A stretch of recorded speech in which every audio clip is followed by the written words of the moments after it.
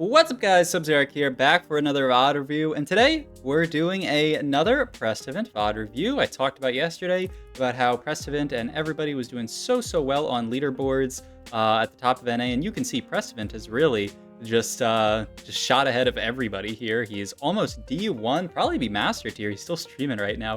So yeah, easily rank 1 North America, still like over a first above Soju, who's second place. And there's a few more other people in there, Basso and Weijin Iverson, of course, doing well as well. But yeah, let's watch some of Mr. Prestivent. Also, that music's kind of loud. I'm bringing it down a teeny tiny bit. Oh, that was kind of loud, right? I don't know. You guys tell me. That was about... who cares? I'm not even on 2x speed. Oh my goodness, guys. What are we doing here? Come on, you gotta keep me accountable. Okay, so this game, I'm not gonna give away the comp that Prestivent played, but I will very soon. You will know very soon, and that's just the nature of TFT sometimes. We are starting off with a Syndra pair here, so you can already start to get an idea for maybe what we would like to play here. Syndra, one of the strongest comps, probably the strongest real comp of the game. You want to make sure you get at least one Syndra in here and start stacking on minions, because she does stack on minions. If you guys don't know Syndra's ability, every time she casts, she creates a tally. She tallies up throughout the entire game, and once she hits different breakpoints, she gets different upgrades on her ability, and it does stack infinitely. So, you know, like, if you find some way to get a billion Syndra stacks in, then, you know, she'll do work. I don't believe that they combine stacks the way we have here. I would be surprised if that was the case. Like, I'm pretty sure this Syndra has 2 stacks and this one has 1 stack. But yeah, we get offered Witchy Wallop, which is not an amazing hero augment, but, you know, maybe takeable from some spots. Nothing too crazy here. These are all pretty mediocre in our position, I would say. So I think you can easily reroll this, and then worst case, you can default to You Have My Sword, but that means you basically can't play Syndra. Maybe LDP would be your... Yeah, I mean, I think Flexible could... This augment is very strong, so you certainly would default to Flexible in this situation. You get a random emblem, then throughout the entire game, you continue to get more emblems, but we're going to reroll this here and get Incantor Crest here. This is one of the best augments for the Syndra comp because it allows you to play for Incantor, and it's going to give us Syndra 2 here, so... I mean, there is no easier decision. Well, okay, there is actually some decision here. Prestivent's checking the stats here and probably going, oh, Incantor Crest. I mean, we can check the stats as well, but I'm pretty sure Incantor +1, the stats on it, yeah, 4.43 are quite good. If you go actually into the Syndra comp itself, I'm curious, actually. I'm sure there's better stuff that you can get. I've seen more people talk about this version of the comp, by the way, but I feel like most people are playing this, like, Syndra Cassio. Not Witchcraft, Cassiopeia, though. Like, where's... this version, yeah, Shapeshifters. But yeah, I mean, Incantor +1, 4.12, but like there is probably a better gold. Yeah, there's certainly like support, to healthy pilfer. Like there are actually better augments to take here, but honestly, in this position, this might be the best augment we can get because it just gives us that Syndra 2, which allows us to actually have a really nice early game in. We get this, we get to know who our opponent is, and their board's fine. We're of course going to play Eldritch here, and then yeah, we can just Incantor. I was thinking Elise. Okay, maybe Neela, and we are going to slam the Adaptive Helm. So this is a Syndra game. If you guys want to see a different comp, yeah, sorry. I mean, here's the thing about a spot like this is I'm sure there are people who are already rage typing in the YouTube comments because they're like, this is such a broken spot. Like, why are we VOD reviewing this game? Like, like nothing to learn here. GG's. Also, we make 10 surely, right? No? Oh, wow. I mean, like there's already something to learn. I'm surprised by that. I mean, he's holding on to the Jace is the idea. He doesn't want to lose the Jace or the Ashe there, so he's going to opt to not make 10 gold and hold on to Jace. Jace is going to be on our board for potentially the entire game.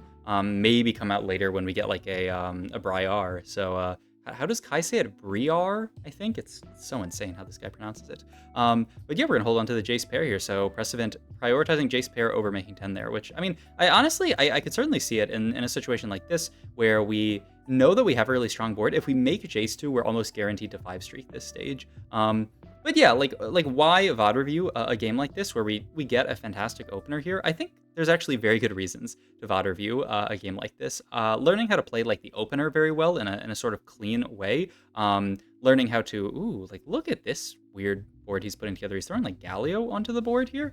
What's the idea behind playing Galio? I was about to say, is he exalted? I mean, he's just Vanguard, right? I mean, like we're not rolling for like Galio 3. We're not playing Major Portal. I don't completely understand this. I don't know. I'm curious to see where this ends up going. Like maybe it's Portal. The idea is you can use it early game for Portal. But I mean, we'll see. But this is what I'm talking about. Is making the line more efficient, like figuring out all the little outs and ins of the comp is really important when you play TFT. And this is a comp where if you get this augment, you should always play this comp. As long as, you're not, 10-way contested, and, the lower elo you are, the more likely you'll be to be contested. This is also a Syndra with a Rod on Carousel, which would be a disgusting pickup here. Rod's a great item. This is the other question talking about optimizing your comp, right? We're always taking Syndra with Rod here. Do you make Morellos in this situation? This is just deafening here. Because it's a good item on Syndra, and we do want heal cut throughout the game. It's like a fine item on Syndra. I would say it's not like Bis Syndra or anything. Ooh, the Warrior in here. And yeah, it is just going to be the Morello make here. I think it makes a lot of sense. I think maybe you could wait, but I think Prestivent's idea is that you just want to make this Morello here. It's a solid item on Syndra, and it's just going to stay on Syndra the entire game. It's also just, we want to play for win streak, but, he didn't even look at who we were fighting here, and he slammed us. We are fighting Built Div here with a pretty strong board. Oh, we actually just barely lose this, which... Okay, so we don't get the full 5 streak with 4 Syndras with Incantor +1, so yeah, maybe it's not even a high roll game. But yeah, like what I really like about fodder viewing games like this is figuring out all the little optimizations. I mean, even a decision like this, do you want to make econ in this situation, right? We're playing just Katarina plus Neela here.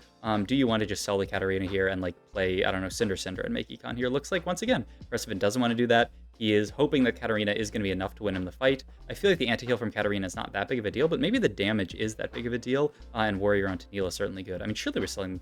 No, wow, yeah, he wants... Prestivent really likes these Gallios here. That's so interesting to me, because I feel like the default board is very often not going to be Gallio mid-game. Oh, and also another interesting call out here is that he sells the Jace. We pick up a Nico, and I mean, obviously Nico's great and we want to play her, but he's not even holding Jace for the out for potentially like 4 Shapeshifter, because I feel like 4 Shapeshifter tends to be a pretty strong mid-game board.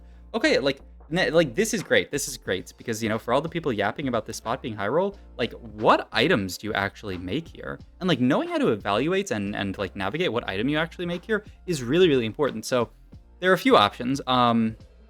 You could go Guardbreaker, but then that leaves you with Bobo Chain, which is really, really awkward. I feel like a Nashor's is in order, but the problem is Nashor's has pretty bad synergy with Adaptive Helm, and you're going to end up a very, very low damage Syndra if you end up going Nashor's. But Nashor's plus like Steadfast Heart is certainly the best item economy-wise, and then you can hold this bow open later for like a Gwynsu for your Cassiopeia, or even for like a Static Shiv. I think you might have to make that, and maybe the idea is we're gonna make Nashor's here, and then later game we can maybe like pop off this Adaptive Helm or this Morello or something and move it somewhere else. But yeah, I think that's what I'm looking at here. But it's a difficult decision. Yeah, so he is gonna go for the Nashor's here. Does he want to go for like Steadfast Heart onto like Nico? Yes, he does. So yeah, like little decisions like this, I think it's so important to get them really, really. Okay, he's okay. I don't know what Prestivent's freaking out about. I mean, I'm down to listen in a little bit. What he said. What did he say there? I'm interested. Help you, bro. Oh my god, man, keep pissing the fuck off. Like, you don't always have to, sometimes your Syndra pacing is bad, like, you just don't commit to Syndra. Like, you can just push and play other stuff. Like, holy fuck, man, like... No, I slept a little. Alright, you're gone for today. Okay, he's yapping at someone in chat. That's just so funny. But it's interesting because it sounds like Prestivent is open to the opportunity to play something else, right? This could just be a karma game from this position as well, if he thinks that it's not possible to play Syndra here. I would say it's quite likely to be Syndra. All right. So, I mean, it's never this. I'm surprised he actually rerolls Ascension first, because I feel like it's never this, and I feel like it's probably never this either. Maybe Sniper's Focus Fishbones Cassiopeia is an idea. I don't think Freaky Friday's that good either. Ooh, Lucky. Oh, okay. I mean, I would have actually really liked to see what he had taken if he had hit a bad augment here, because like, would he have just taken Lucky Gloves? Freaky Friday seems pretty bad, but Support Golem is the best prismatic in the game. We roll pretty good support. I mean, very good support items, honestly, with it, and it's extra frontline for you. Okay, yeah. Here's another question. Do you want to roll? And yeah, Prestivent goes for a little bit of a roll down here. Gonna move Incantor Emblem over to the Nami here. Gets an extra item here. Sterax for Nico looks pretty good. And this is our board for now. This is interesting because there are other options, right? He's playing 2 Shape. We could be playing 4 Yeah, we could, right? We're playing 2 Shape here. So we could be playing 4 Shapeshifter here. You would lose Vanguard and Eldritch here, but it looks like Prestivent thinks that this Vanguard Eldritch combination here. Oh, well, you would keep Eldritch in, right? You would just lose Vanguard to play 4 Shape here. Is that really weaker? I'm actually a little bit surprised. I feel like this board would actually be stronger here, 4 Shape right now instead of these two. Because you just lose Vanguard, which is a pretty fake trait a lot of the time. and you get 4 shape for, especially with your Nico who's holding all these items. Yeah, I'm a bit surprised. I mean, maybe he ends up pivoting to that next round. We'll see. But it really looks like Prestivent is excited to play around. Like, maybe his idea is that Mordekaiser is just a fantastic unit, or that Galio is a fantastic unit. Here's a Vex, which could fit in for Mage, I guess. But, like, once again, are we fitting that? I mean, it's interesting. Wow, he sells the Swain. Like, I mean, this is already so interesting to me, because like I talked about, I think, like, the default version of this comp for so long is just, like, vertical shape. But it looks like Prestivent is playing towards... I mean, once again, when I pulled up the comps here on tactics.tools, there is this other version, right? Syndra of Mordekaiser. This must be the idea, right? Is he wants to hold on to Mordekaiser, and this is the version that he wants to play for, which is a weird, like... You're not going to have Eldritch +1, so I don't know exactly what our board's going to end up being. I guess the idea is you play these guys, you play, like, this Vanguard looked horrible, though. I mean, eventually it's Thomas Kench, I guess, but no way we're playing 4 Vanguard, right? I guess you just play this. You don't play Thomas. Like, I think this board looks quite fake to me. But maybe there is a version of it where, you know, like, you play these guys, you play Galio, you play an extra... We would need an extra mage in here, like the Vex. Vex Karma. Oh, Vex Karma in these slots, and then, like, plus a couple. +1 encounter. Maybe it's still Cassiopeia. Interesting. So yeah, it looks like this is the version that that Prestivent's aiming for, and this is, I mean, I talked about right at the start of the video. It's what the stats websites actually say is the best comp. So this is cool, right? This is another version of this comp. I think so many people lock into the Shapeshifter version because that's what we all played on PBE. But the more we play, the more we see, you know, like, less of this stuff happening, less of these comps getting played. I guess Cloak here, right? Yeah. I really would... You'd love a static Shiv here in this position, right? Because to build out this bow. Oh, there's the Galio too. But yeah, it's really interesting because this gives you a different priority, right, on units that you want to hold. As you can see, we played what might actually be a slightly weaker board, but the upside is that we're actually getting to hold on to these Mordekaisers without actually, like, spending econ on it, which makes a lot of sense. Slam Cloak here, I think, is quite reasonable. It's always going to end up, I mean, there in the short term, at least. It sounds like Nico's coming out the further we get into the game, where we're just going to play no Shapeshifters. So I'm excited. I'm excited to see what this board ends up looking like. Nothing that we can really sell here, sadly. I have to imagine... Wait, we went for that? What did it end up for? That was the 1 cost into 2 cost. Oh yeah, I guess it's fine. It's free gold. It actually feels pretty bad. Like, we would have much preferred to reforge something else. But I mean, we had the replacement, so we got paid a gold here to lose one of our releases. That's definitely worth it. But yeah, I'm curious to see what his final board looks like, because the board that I see on tactics.tools looks horrible. I guess I could check tftacademy.com, because I know that's a website that is updated relatively frequently with a lot of comps data. Okay, Mage Syndra. Okay, so this is what TFT Academy has. This looks a lot better. So, oh, not that board, but this, yeah. So yeah, so you're playing around this core like we talked about, and then it just says Tarek and then Nora. Oh, interesting. Tarek Nora for Portal? Is that really the best that you can play on this board? Yeah, like, we're not even fitting Bastion. I mean, Nora's fantastic. So yeah, I mean, like, Nora would definitely prefer to be... Wait, why does this is wrong, right?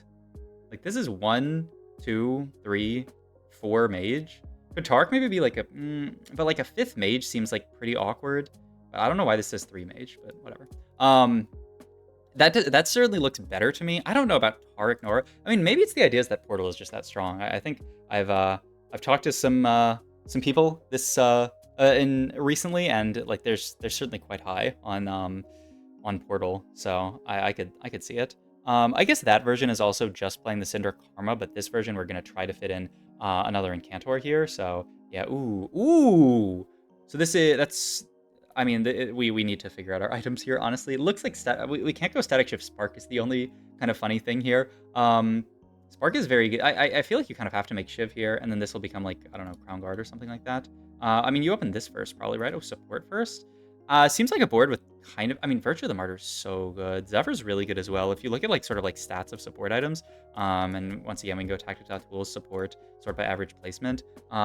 Zephyr was really good at the start of the set. It's actually a little bit worse now. New Gem is so high up, which is really cool to see as well. Okay, Virtue's actually not that good statistically. Like, if you go by the stats, it's like... Zephyr? Yeah. I kind of like ZZ Rod here because I feel like our front line's lacking, but we'll see. I guess you don't need Obsidian Cleaver. Looks like we're going for Virtue with the ideas that we're going to get to something strong late game. Must be just Eternal Winter? Oh, no, you can go Blighting Jewel Karma. Blighting Jewel Karma is so good. We just have to find one Karma. Maybe it's just Blighting Jewel Karma. I could see it. We don't really have... Okay, Eternal Winter. I think that's reasonable as well. And then that just goes there. And we just need to... I would take the component here because we need to kind of fix our components. Oh, wow! Rage Blade is not the slam I expected to see here because that kills all of the stuff that... I mean, you could just take this and use this to make like Shiv or Spark or something like that. Wow, that is a wild slam to me. I mean, it's a fine item for sure. I'm just surprised to see that get slammed here. I mean, I guess you could take combat bandages if you have to. The other thing that I don't love about Winter is that our tank items are just not that tanky. Like, we're gonna... I guess maybe make Static Shiv. Maybe it's like Gargoyle Static Shiv. Okay, I kind of like that a lot. But yeah, combat bandage good enough here. I assume you're going to roll at 6, yeah, to dig for Syndra 3 here. We can pretty quickly find one.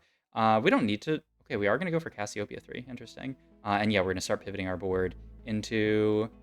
I mean, right now it's this version. Oh, getting a free component is pretty good. Ooh, okay. So, yeah. Ooh, I love this. So, we move the items over. We end up making Shojin here. We're still without any kind of MR Shred, but we do get a much better item for this Nashers, right? Nasher Shojin has just a much more synergy than the alternative when we... Ooh, and are we not making Mordekaiser 2? I mean, I thought this comp plays for Mordekaiser 3, so I would think... oh, wow, I'm actually surprised he even took that. But I guess the idea is that we're just... Yeah, it's fine. Ooh. Oh, wow, wait. So it almost looks like Prestivent is playing this version of the board, but it looks like he might pivot back into the more Shapeshifter version of the board. So, I mean, if we were doing that, then I'm sure that we should have, like held the Swains earlier, but for some reason, it looks like he's interested in pivoting back into the other version of the board. Maybe he just thinks it's going to be better. Like, maybe the idea is with Eternal Winter, you want, like, more of a huge front line, though. I mean, honestly, Vex would be pretty tanky. Maybe he scouted and saw somebody else was playing more of these units, and he's, like, afraid of being contested here. We have Bow and Cloak open, right? Gargoyle and Static Shiv are both huge here. I wonder which one you take. Ooh, I like Gargoyle, I think. Agreed. The only downside is if we can't get a Static Shiv, I'll be very sad. But, like, it's not the end of the world. Like, Syndra does have Shred on her ult. It's just, like, it's less than the Shred that's on Shiv. But okay. I like this. We hit Syndra 3. We're going to make the Gargoyle for sure. And we could look at leveling in the near future. We just don't really have anything to level for right now. And yeah, I mean, our tank items end up actually looking very good. So I think this is quite reasonable to go for the Eternal Winter here. We're going to fight a Karma too, though this guy is Gwinsu Shojin JG Karma. Interesting. So I think we can probably beat that. And yeah, I'm really just excited to see where this board ends up. It looks like we're looking more towards like the Syndra Cassio Vertical Shapeshifter version of the board, but hey, we'll see. We do have these rolls left over as well. Do you care that much about finding Cassiopeia 3 here? Like, are you interested in actually rolling here for Cassio? I mean, I think if Prestivent was interested, then he would be rolling here. I think his idea is just to push levels from here, which I think makes sense. Cassio's only get the one item, and we have 6. There's a world where we find Cassio's on like level 8 or level 7, and then end up just finding her. But, like, I don't think we should delay our ability to push levels here, because, like, we will do fine. We can win this game off Cassiopeia 2 and just Syndra 3. So I think this makes a lot of sense, just thinking about, like, our win cons this game. But yeah, I mean, Spot's looking very good. Random Shyvana too, sure. I mean, I assume our level up is going to end up being for Shapeshifter at this point. It's a little awkward that our items end up onto this Nico here, just because Nico is... Like, I think Swain is more of, like, the real tank in this comp, just thinking about the way that the unit's abilities work. But, maybe I'm trolling. Static Shiv, an option here if we want it. Ooh, it is going to be the level 6 roll down. And wow, we find a lot of Cassios there. Okay, so yeah, the opposite to roll in level 6. Oh, wow, oh, wait, we wouldn't slam Gwinsu here over Shiv, would we? I mean, maybe. Oh, well, we don't have Shiv, so I guess you just do make a double Gwinsu now? Okay, and then, yeah, then he just threw the bow onto Ziggs. That confused me for a second. I mean, his idea is keep the bow open in case we get another component down the line, right? Could still be Shiv. But yeah, I mean, I wanted to see if, like, we got the option there. You take this, right? There are a decent number of 5 costs that are good here. Like, especially Briar. But, like, even a random Morgana would be good. I'm surprised we're actually not taking this here. Huh, okay. But we level for 4 Shapeshift. And yeah, we're not going to take all 5s here. I guess his idea is just that it's not worth the gold. It's really just Briar, now that was a weird way of saying it. It's really just Briar, and then like I don't know, like I feel like Morgana's really even not that great on this board, so I think that makes sense. You get to make Econ here. It's an interesting call to not buy it, but you know, I think it makes sense. And yeah, right now we just have this Mordekaiser in for Eldritch, which is I don't know, in my opinion, not amazing. I mean, the idea is that Karma is going to come in, and then we really want to push level 9 in this situation so that we can play Karma plus 6 shape, I would think. Maybe we don't, because we don't have our Shapeshifters 3-starred. Could be something else, actually, instead of that. Maybe it's like that Morgana down the line. We could get a Camille in if we get items for her. We'll see. I'm interested to see how Prestivent caps out this board. And once again, this is why it's so fun watching games from comps. I mean, I think if you are watching this game and you tell me you would have made every single decision Prestivent made this game, then I think you're a liar. Because, I mean, one, I think some of this stuff was like kind of strange. QSS here for the Cassiopeia looks really, really good. QSS is kind of like a mini Gwinsu's.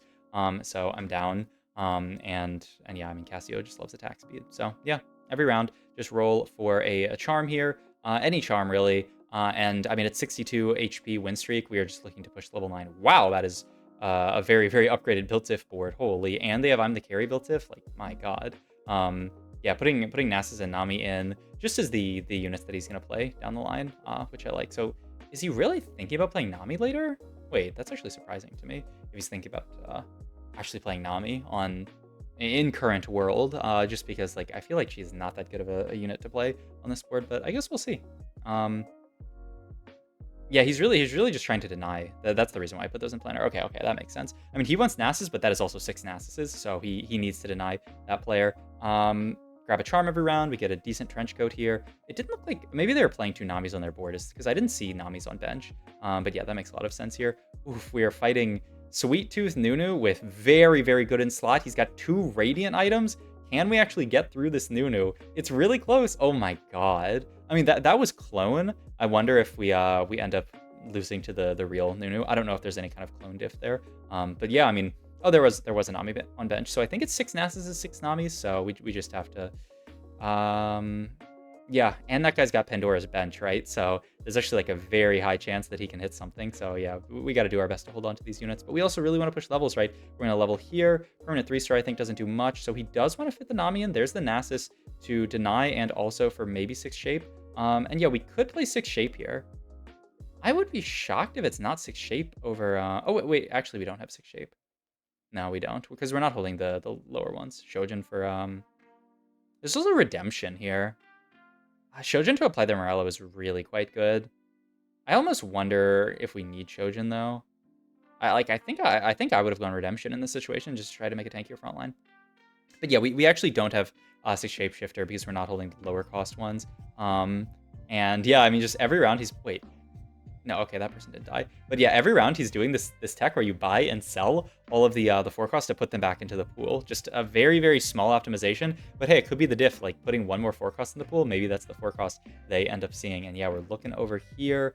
Was that 4 Olafs on bench or 7? It's so hard to track here. I'll just let Prestivent do the work because I don't need to. And looks like we are going to beat this Nunu board. Wow, okay. We also have just random Xerath on this board for charms, I guess, for the chance of finding charms. Ooh, there's... Oh, okay. So I have to imagine we play 6 now. Yep. There's the 6 shape. Oh, he's going to keep Xerath in right now? That's really smart. Huh. I didn't think about that. But if you take Xerath out, you actually lose that 10% odds. So if you're rolling, you want to have Xerath in. I wonder if you put Xerath back in, do you retain that 10% odds to find the Ascendant Charm? Because if so, then we should just put him back in when we roll next round. That's crazy. We do end up winning this fight, so we just have to make sure that we can deny those last few 3 stars here, and then I mean, it's easy street. Is there anything crazy here? There's a Spark to guarantee Shred. Wow, yeah, it looks like he just really... Prestivent doesn't care that much about Shred in this comp. Like I said, Cassiopeia has the Shred, but it's like not... I mean, or not Cassiopeia, but the Syndra has Shred, but it's not that much. Okay, I really would have liked to see if we put that back in, if we would have gotten anything, but like the 10% odds for Ascendant Charms, but maybe not. Or we are fighting the real Nunu board this time. I think we fought the clone twice, so let's see if the real board... I mean, I have to imagine our board does very well into this. Cassiopeia is so much single target, and we have so much heal cut here that, yeah, it's an easy dub there. And the question is... Oh, is this guy... I mean, I don't think the Nunu can actually solo out this board. So yeah, it's just can we deny in this situation? We're rolling here. We're just trying to deny at this point, and I don't know, maybe find an upgrade on the way. But really, the denying is the bigger part. We pick up a charm here, go for the light snack, and okay. Oh, that's Tom Kench 3. They hit Tom Kench 3, right? Wait, what? What was that? Hello? Didn't we scout and see a Tom Kench 3? But he had no items? Can I get some audio on this? Did he have to sell his board to find TK3 maybe? Bro, I think he is win trade. Okay, I did not ask for the win trade. I did not want the win trade. I did not ask for the win trade. I do not know who he is. Okay, a little suspect end to the game there. That was pretty strange. I'm pretty sure this guy was about to win the lobby, and then he... Well, that's a great end to the game. It's very controversial. What do you guys think about that? I'm pretty sure this guy just win traded Prestivent. I mean, he said after, he's like, I didn't ask him to win trade.